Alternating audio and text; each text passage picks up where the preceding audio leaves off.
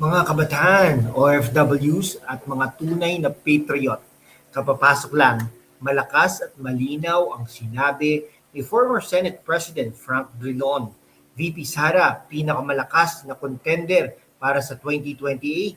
Hindi chismis ito, kundi pahayag mula sa isang political giant. Ako sila ng hashtag #WalkWithLan at ngayon tayo magdadive ng malalim sa facts, logic at realidad ng Philippine politics. Intelektual ang usapan, walang plastic, puro critical na analysis, buckle up, ilang mga minuto of truth bombs. Una, let's go straight to the source. Si Frank Drilon, dating Senate President, isang respected liberal voice, mismo ang umamin. VP Sara Duterte remains the strongest potential contender for 2028. Bakit importante ito? Kasi si Drilon ay kilala sa kanyang critical stance, yet he acknowledges the political reality.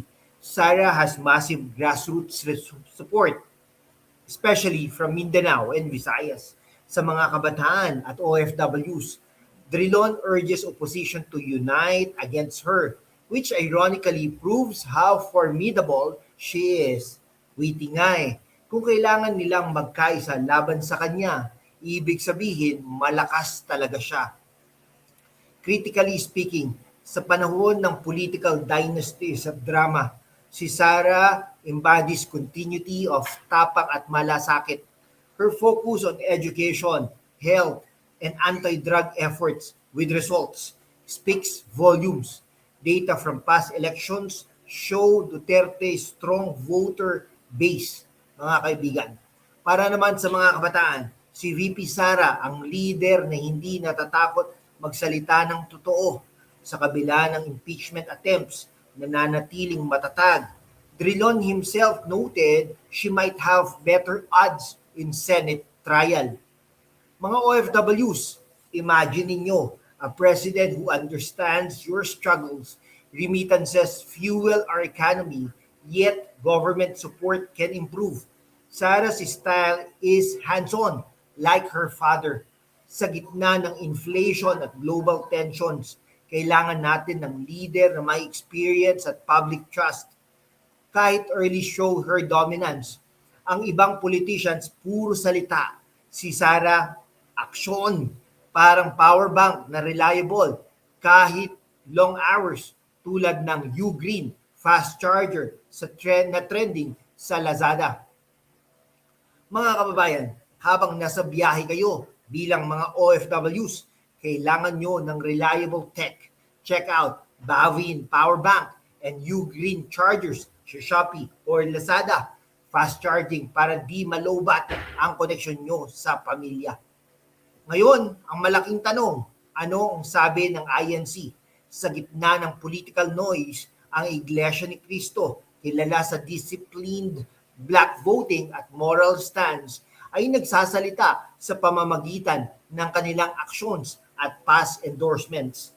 No 2022 nga, they back the tandem, Bongbong and Sara. Sa kasalukuyan, maraming reports ng strong INC position opposing hasty impeachment moves. INC values unity, good governance at peace.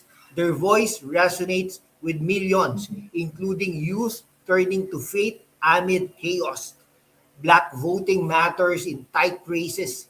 If Drilon acknowledges Sara's strengths at INC maintains influence, combined forces point to a strong 2028 path. Parang motor ride sa kalsada ng politics, kailangan ng sturdy ride tulad ng Honda XRM accessories at riding gear available sa Shopee, safe at matibay tulad ng suporta ni Sara. Ano ang weaknesses ng current setup? High prices, delayed projects, at political bickering. Sara represents a different style, direct, results-oriented. Drilon's call for unity against her is actually a compliment in disguise. Para naman sa mga kabataan, huwag kayong matrap sa echo chambers ng social media. Base your votes on facts, performance, at vision. Mga OFWs naman, Your remittances deserve a government that prioritize your welfare, mga kaibigan. Sa totoong buhay, kailangan natin ng balanse while fighting for better politics, enjoy life. Okay, fashion natin ha, Zalora cargo pants at summer tops, perfect for young professionals at OFWs on vacation, stylish yet practical. Motor ride, home ha, car air fresheners at multi-sockets sa Lazada, essential para sa bahay o sa sasakyan.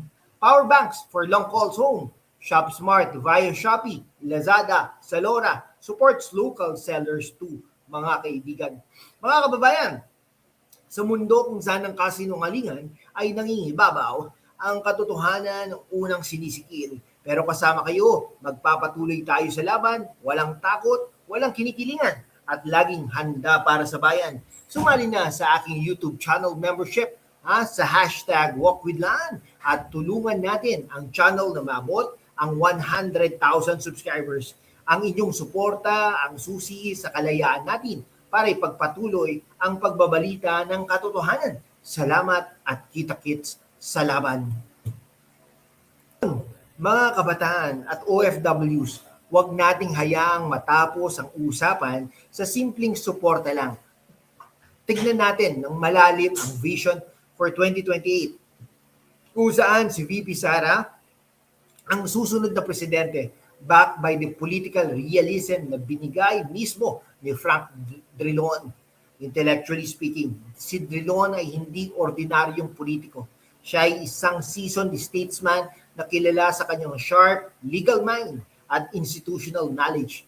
Kapag ang isang kritiko tulad niya ay hayagang kinikilala ang political strength ni Sara, hindi iyon basta-basta. Iyon ay isang factual acknowledgement na ang momentum ay nasa kanya. Malakas ang grassroots, malawak ang base mula Mindanao hanggang Luzon, at patuloy ang suporta mula sa milyong-milyong Pilipino na gustong may continuity sa tapang at malasakit. Para sa inyo mga kabataan, imagine a leader na hindi lang maganda ang salita, kundi may actual track record sa education reforms at anti-drug programs na may measurable impact. Sa panahon ng social media, noise at fake news, si Sara ang tipo ng leader na direct at transparent. Bakit kailangan nating maghintay na isa pang termino na puno ng political drama? Bakit hindi natin bigyan ng chance ang isang leader na patuloy na nakikinig sa taong bayan? Sa mga OFWs naman, kayo ang backbone ng ekonomiya. Ang inyong remittances ang nagpapanatili sa ating bansa sa ilalim ng isang Sara presidency. Mas malakas na pag-asa para sa mas magandang welfare programs, mas mabilis na consular services at totoong suporta sa inyong mga pamilya na naiwan, hindi lang pangako kundi aksyon na nakikita na natin sa kanyang vice presidential tenure. Parang riding a motorcycle sa EDSA traffic, kailangan mo ng maayos na gear at maalam na rider. Si Sara ang rider na hindi natatakot sa kalsada, habang ang iba ay puro ingay lang sa likod. At speaking of riding, kung ikaw ay motor enthusiast, trending ngayon sa Shopee at Lazada ang Honda XRM, inspired crash bars, LED headlights at premium seat covers. Sulit at matibay para safe ang biyahe nyo pauwi sa probinsya. Mga kaibigan, sa Zalora naman, grab nyo ang trending na oversized tees, cargos, joggers at minimalist sneakers. Perfect para sa campus o weekend gigs. Feeling fresh, looking sharp habang nagtatalakay ng politika. Para sa inyong bahay o dorm, portable neck fans, smart multi-plugs at U-Green 65 watts Jan chargers ang current bestseller sa Lazada. Kasi habang nanonood kayo ng ganitong mahabang analysis, hindi dapat malobat ang inyong phone o laptop. Sa gitna ng ating pag-uusap tungkol sa Iglesia ni Cristo, ang kanilang maingat at principled na pagkilos sa politika ay patunay na hindi basta-basta desisyon. Kapag nagsalita na sila sa tamang panahon, malakas ang epekto. Combined with Drilon's honest assessment, the picture is becoming clearer. Sara 2028 is not just possible, it is probable. Huwag tayong maging passive observers. Gamitin natin ang ating mga boses, mag-research, mag-discuss, at maging part ng informed electorate para sa bayan, hindi para sa isang tao, kundi para sa kinabukasan ng Pilipinas. Comment down below, ha? Nang bukas ang ating diskusyon. Huwag matakot magsalita. Iyan ang tunay na demokrasya. So, anong inaasahan ninyo kay Sara 2028? OFWs, ano ang kailangan nyo sa susunod na presidente? Mabuhay po kayong lahat, ha?